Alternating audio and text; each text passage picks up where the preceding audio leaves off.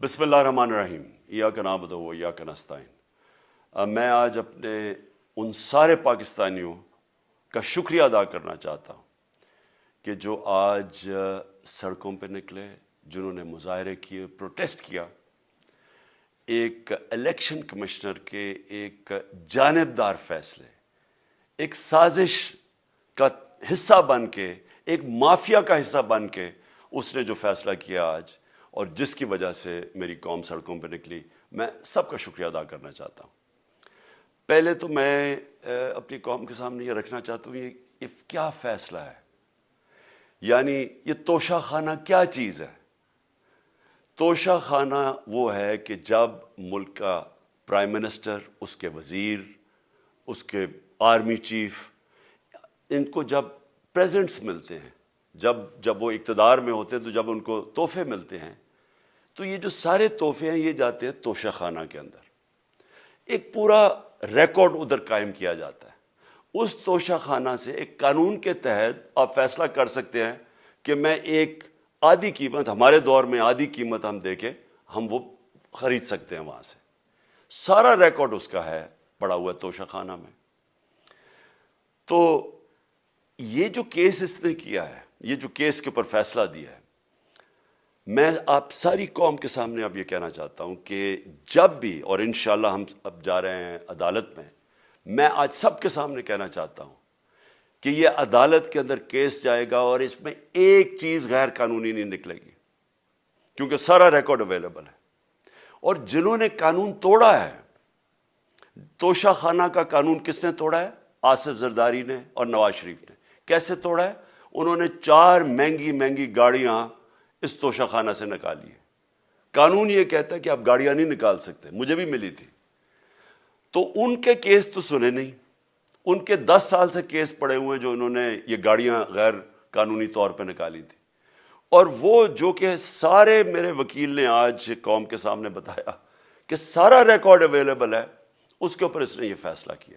تو پہلے تو ہم جائیں گے انشاءاللہ عدالت میں، لیکن میں اس الیکشن کمیشنر کے اوپر اپنی قوم کے سامنے اس کا ذرا اصلیت رکھنا چاہتا ہوں۔ یہ وہ آدمی ہے جو پچھلے 2.5 سال سے ہمارے خلاف فیصلے دے رہا ہے۔ 8 یا 9 دفعہ اس نے ہمارے خلاف فیصلہ دیا، ہم عدالت میں گئے اور عدالت نے اس کے فیصلے اوور ٹرن کر کے ہمارے حق میں فیصلے دیے، کیونکہ اس کے جو فیصلے تھے وہ غیر جانبدار نہیں تھے۔ ہم ای وی ایم مشینز کے اوپر کوشش کرتے رہے کہ اس ملک میں صاف اور شفاف الیکشن ہو، 2 سال کوشش کرتے رہے۔ اس الیکشن کمیشن نے پیپلز پارٹی اور نون لیگ کے ساتھ مل کے وہ نہیں ہونے دیا۔ ہم نے عدالت میں گئے کہ جو سینٹ کے اندر پیسہ چلتا ہے، سینٹ کے الیکشنز کے اندر، کہ وہ ووٹ ویریفائبل ہونی چاہیے، یعنی لوگوں کو پتہ ہونا چاہیے کہ آپ کے ایم پی کدھر ووٹ ڈال رہے ہیں۔ ہم سپریم کورٹ میں گئے، سپریم کورٹ میں اجازت دے دی کہ ووٹ ویریفائبل ہونی چاہیے، اس نے روک دی۔ اس کے بعد یوسف رضا گیلانی کا بیٹا پیسے دیتے ہوئے پکڑا گیا ووٹ خریدتے ہوئے، اس نے کوئی ایکشن نہیں لیا۔ یہ اس نے جب ہمارا یہ ابھی جو آڈیو لیکس ہوئی ہے، اس کے اندر کیا چیز آئی ہے سامنے؟ آڈیو لیکس میں یہ سامنے آئی کہ نون لیگ کے ساتھ بیٹھ کے یہ فیصلے کر رہا تھا کہ کون سے حلقے ہمارے کمزور ہیں اور کدھر پی ڈی ایم کی ووٹ جو تھی ہمارے حلقوں سے دگنی تھی۔ اس نے ان کے ساتھ بیٹھ کے فیصلے کیے۔ یہ جو ابھی حال ہی میں الیکشن ہوئے ہیں، اسی الیکشن کمیشن نے، اس نے پہلے بھی جب پنجاب کے بائی الیکشن ہوئے تب بھی پوری الیکشن کمیشن کی مشینری نے ان کی مدد کی، اور اس کے گورنمنٹ بھی پنجاب میں انہی کی تھی، گورنمنٹ کی مشینری نے بھی پوری مدد کی۔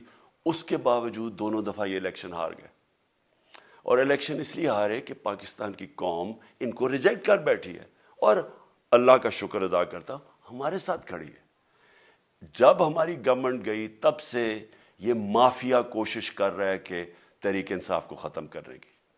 پہلے تو انہوں نے گورنمنٹ گرائی بیرونی سازش، پھر انہوں نے کروڑ روپیہ خرچ کیا، 20 یا 25 کروڑ روپے کی ووٹیں خریدی، لوگوں کو لوٹا بنایا، ہماری گورنمنٹ گرائی۔ اس کے بعد جب ہم نے مظاہرہ کیا، پرامن مظاہرہ، آئین اور قانون میں رہتے ہوئے، ہمیں آئین اجازت دیتا ہے پرامن احتجاج کرنے کی، ہم نے پرامن احتجاج کرنا تھا۔ انہوں نے جس طرح ایک بیرونی جو آج بھی وہ سائفر اویلیبل ہے جس میں واضح ہے کہ ان کو باہر سے مل کے انہوں نے ایک گورنمنٹ گرائی تھی.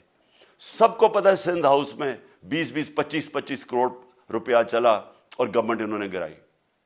اس کے اوپر مظاہرہ ہم نے کیا 25 مئی کو. انہوں نے جس طرح کا ظلم و تشدد کیا ہمارے اوپر پاکستان کی تاریخ میں ایسے کبھی نہیں ہوا. عورتوں بچوں کے اوپر دیکھ رہے ہیں فیملیز, انہوں نے شیلنگ کی, گھروں میں گھس گئے رات میں, جو پنجاب پولیس کو انہوں نے استعمال کیا, اور انہوں نے سمجھا کہ پارٹی کراش ہو جائے گی. پھر بھی نہیں ہوئی. پنجاب کے بائی الیکشن ہار گئے. پھر انہوں نے میرے اوپر کیسز کرنے شروع کر دیے. کبھی عدالت میں ایک کیس ہوتا ہے, کوئی 24 FIR ہے میرے اوپر. دہشت گردی کا میرے پہ کیس کر دیا. کیا کیس تھا؟ ساری دنیا میں رپورٹ ہوا وہ کیس. کیس کیا ہے کہ عمران خان کہہ رہا ہے کہ ریمانڈ پہ بھیجنے کے لیے ایک جس کے اوپر تشدد ہوا ہے, کسٹوڈیل ٹارچر ہوئی ہے شہباز گل کو, کہ ہم قانونی کارروائی کریں گے, اس کے اوپر دہشت گردی کا کیس کر دیا.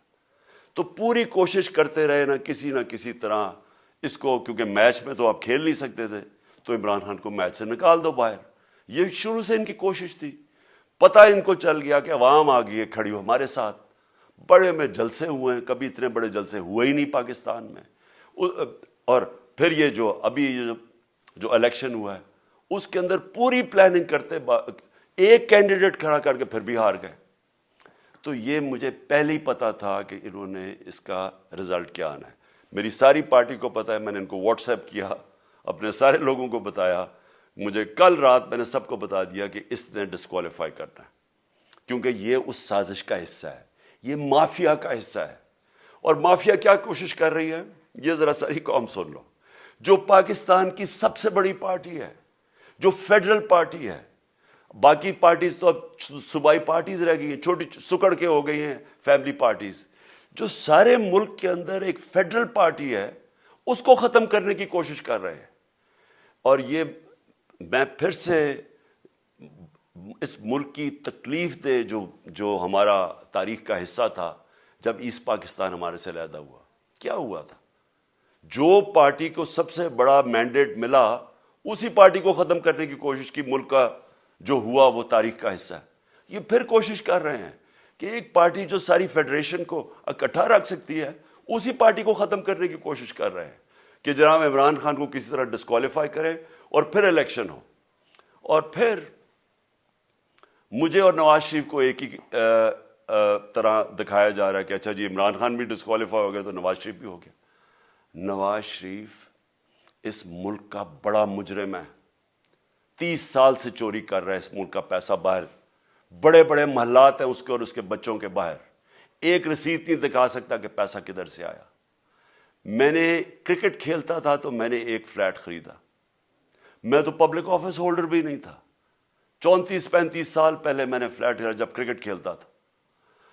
اس کے باوجود میں نے 8 مہینے عدالت کے اندر ایک ایک رسید بتائی کہ مجھے کدھر سے انکم آئی, کدھر سے آمدنی آئی, اور باہر سے حلال کے پیسے کی جو میں نے جو خرچہ جو خریدا فلیٹ, اس کو جب بیچا بینک کے تھرو پاکستان میں پیسہ لے کے آیا, اپنے ملک میں پیسہ لے کے آیا. اس کی بھی منی ٹریل تھی. عدالت نے مجھے صادق اور امین کہا, اور مجھے مقابلہ اس آدمی سے کر رہے ہیں جو اربوں روپے کی پراپرٹیز لے کے بیٹھا ہوا ہے. کبھی کوئی جھوٹ بولتا ہے کہ جی مجھے قطری کھاد کے جی قطری نے پیسے دے دیے, کبھی وہ کہتا ہے یہ ہیں وہ ذرائع, وہ فیل ہو جاتا ہے. وہ بیٹی کہتی ہے میرے لندن تو چھوڑو پاکستان میں کوئی پراپرٹی نہیں, اور پھر پراپرٹی نکلا.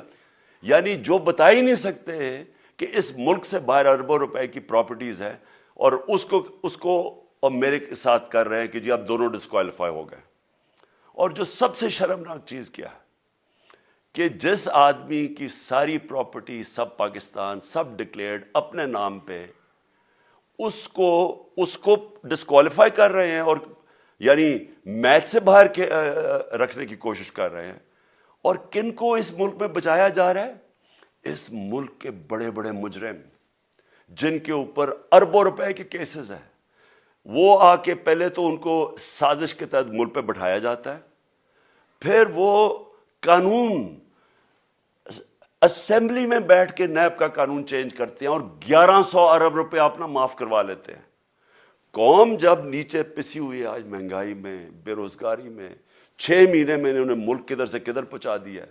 آج دنیا کہہ رہی ہے کہ پاکستان قرضے نہیں اپنے واپس کر سکتا, ہمارے بانڈز کریش کر گئے ہیں, ہماری انڈسٹری نیچے جا رہی ہے, ہمارا فورن جو پاکستان میں ڈالرز آنے تھے ایکسپورٹس بھی نیچے جا رہی ہیں, ریمیٹنس بھی نیچے جا رہی ہے, ملک کی دولت کم ہو رہی ہے, گروتھ ریٹ نیچے چلی گئی ہے, کسان علیحدہ سڑکوں پہ نکلے ہوئے ہیں, ٹیکسٹائل انڈسٹری وہ 20% بند ہو گئی ہے. 6 مہینے میں وہ پاکستان کو یہاں لے کے آئے ہیں اور اپنے صرف پیسے بچا رہے ہیں, صرف آ کے اپنی چوری بچا رہے ہیں.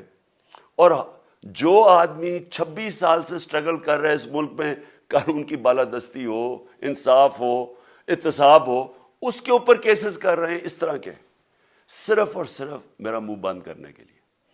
میں آج اپنی ساری قوم کے سامنے یہ آپ سب کے سامنے یہ وعدہ کرتا ہوں کہ میری جتنی بھی زندگی ہے وہ ان چوروں کا مقابلہ کرنے کے لیے. میں اس کو سیاست نہیں سمجھتا, میں اس کو جہاد سمجھتا ہوں. یہ جو مافیا بیٹھا ہوا ہے جس کا یہ حصہ ہے یہ الیکشن کمشنر, میں جب تک زندہ ہوں میں ان کا مقابلہ کروں گا.